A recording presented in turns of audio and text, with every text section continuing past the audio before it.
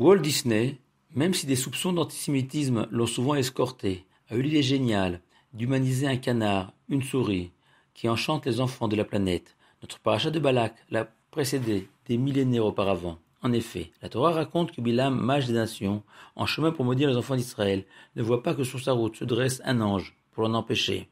C'est alors que l'ânesse qu'il chevauchait, Aton en hébreu, qui elle a vu la créature divine, va s'adresser à Bilam et lui reprocher de l'avoir frappé à 3 reprises. Et la maxime des pères enseigne que cette ânesse a été créée au crépuscule du 6e jour de la création, peu avant Shabbat, pour signifier sa dimension surnaturelle. Et le Ramban explique que l'Éternel a voulu ici donner une leçon à Bilam. Toute sa vie, il avait trompé les hommes, avec sa sagesse qui masquait sa déchéance morale et sa cupidité. Bilam croyait aussi abuser l'Éternel en profitant de sa miséricorde. Mais cette fois-ci, Dieu lui avait rappelé clairement que les enfants d'Israël étaient bénis et qu'il serait impossible de les maudire.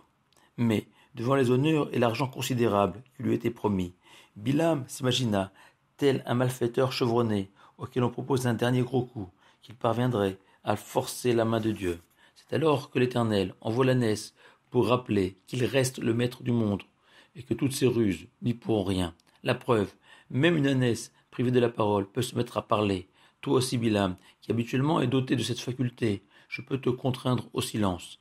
En approfondissant, on se rend compte que l'ânesse s'adresse à chacun d'entre nous qui pensons dans notre fort intérieur pouvoir nous concilier indéfiniment les faveurs de notre Créateur tout en transgressant la Torah, en s'appuyant sur les lois de la nature et la bonté divine. La tonne, l'ânesse, nous enseigne que non, ce qui a été ne sera pas forcément, et qu'à chaque instant l'Éternel peut bouleverser toutes les règles établies. Et le Rachaim, Rabbi Chaim, ce géant du XVIIe siècle, dont nous célébrons l'anniversaire du décès ce dimanche, démontre que les 3 fois où l'ânesse s'est cambrée à la vue de l'ange correspondent aux 3 reprises où Bilam avait menti aux envoyés de Balak venus le solliciter. Puis, le Rachaim rajoute que l'ânesse est venue aussi donner une leçon de modestie au vaniteux Bilam. Tu penses pouvoir tromper Dieu. Or même ton ânesse a vu l'ange que tu n'avais pas remarqué. On raconte qu'un jour, le Rachaim Akadosh traversait le désert avec une caravane. Lorsque Shabbat arriva, la caravane refusa de faire halte.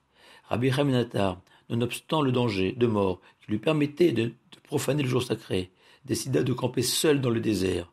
Et un lion est alors venu monter la garde auprès du sage durant tout le Shabbat, illustrant notre idée que les animaux aussi peuvent incarner la volonté divine. Le Midrash raconte que Bilam, incapable de supporter l'affront de son ânesse, préféra la tuer. La tonne est morte, mais ses paroles résonneront encore ce Shabbat dans les synagogues du monde entier. Shabbat Shalom à vous tous.